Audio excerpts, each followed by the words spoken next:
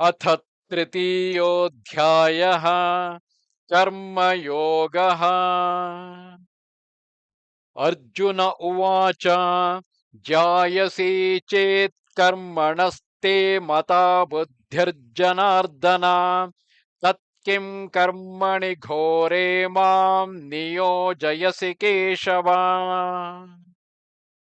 व्यामिश्रेणेव वाक्येन बुद्धिं मोहयसेव मे तदेकं वद निश्चित्य येन श्रेयोऽहमाप्नुयाम्।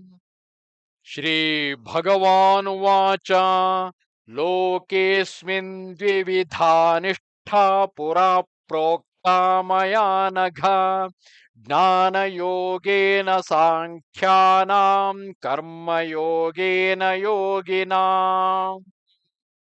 न कर्माणामनारम्भात् नैष्कर्म्यं पुरुषोऽश्नुते न च सन्न्यसनादेव सिद्धिं समधिगच्छति।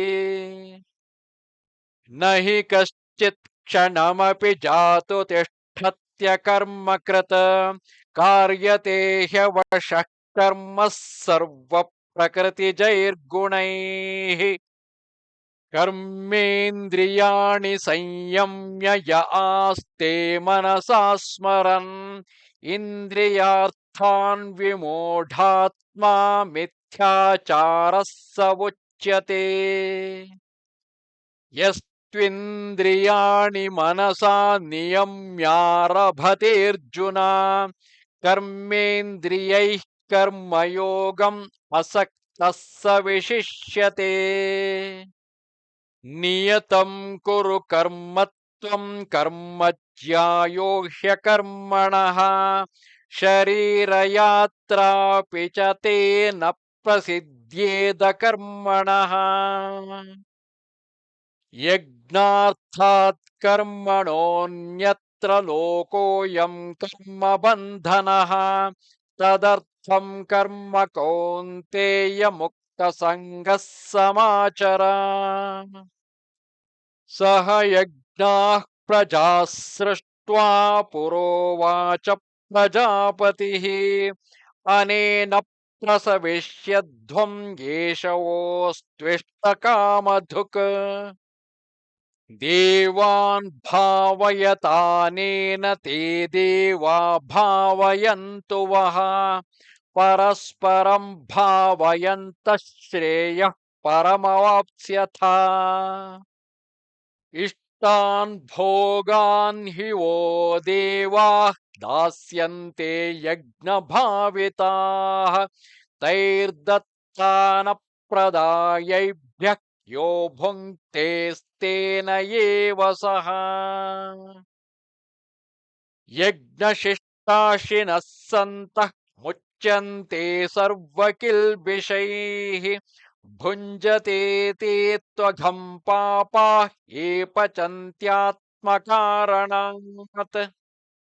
अन्नाद्भवन्ति भूतानि पर्जन्यादन्नसम्भवः यज्ञाद्भवति पर्जन्यः यज्ञः कर्म समुद्भवः।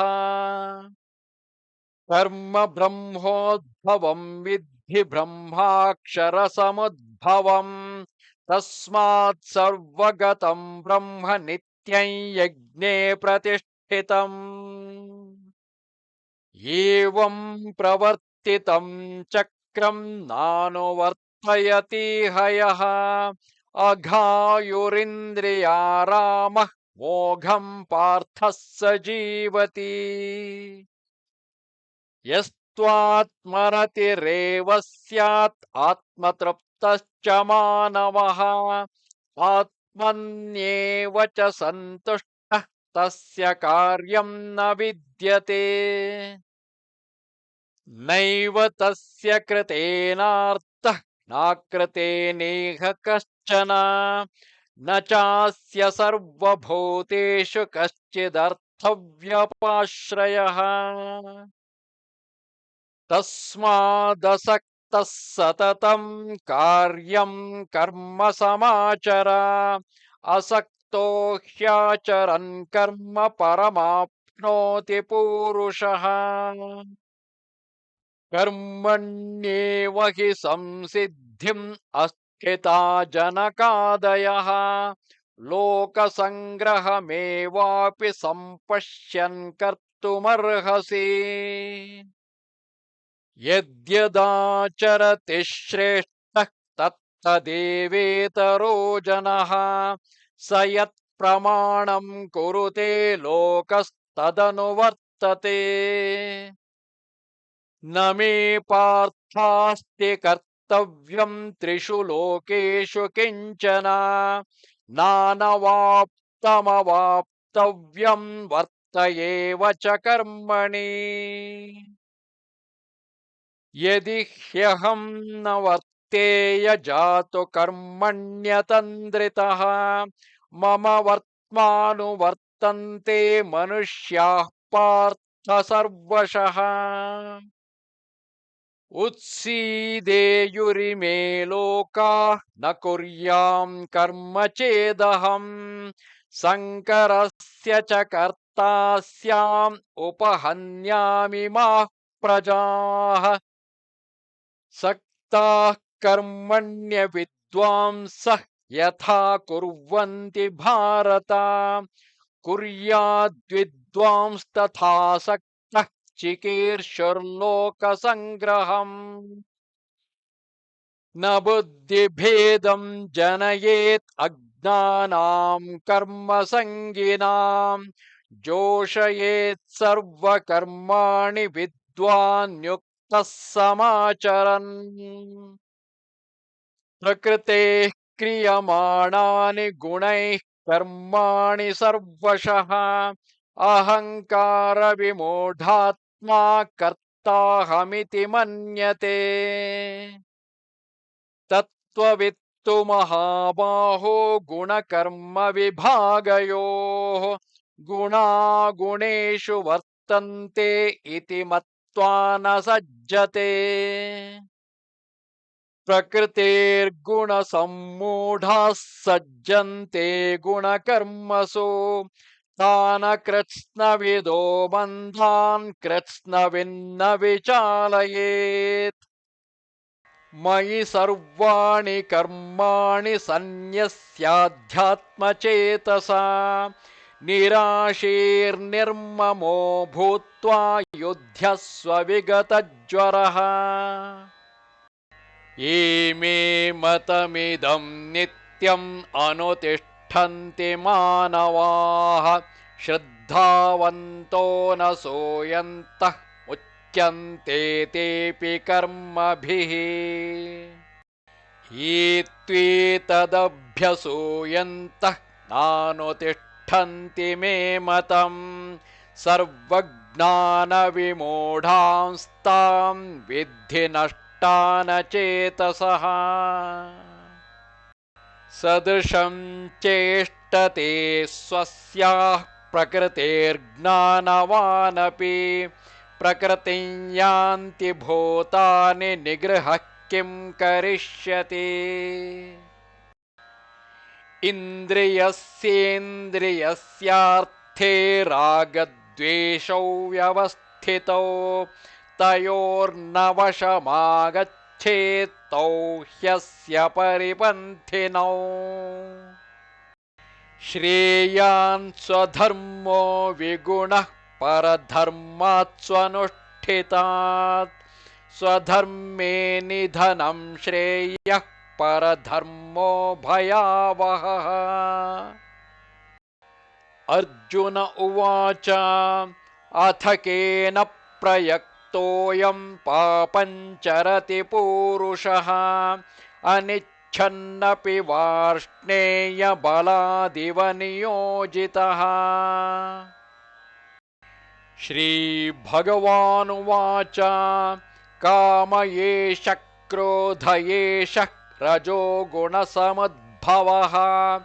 महाशनो महापाप्मा विद्येनमिह वैरिणम् धूमेन व्रियते वह्निः यथादर्शो मलेन च यथोल्बेनाव्रतो गर्भः तथा तेनेदमावृतम् आवृतं ज्ञानमेतेन ज्ञानिनो नित्यवैरिणा कामरूपेण कौन्तेय दुष्पूरेणानलेन च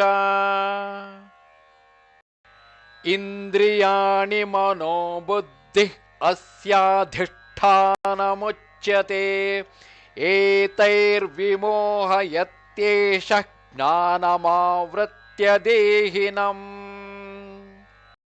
तस्मात् त्वमिन्द्रियाण्यादौ नियम्य भरतर्षभ पाप्मानं प्रजहिह्येनं ज्ञानविज्ञाननाशनम्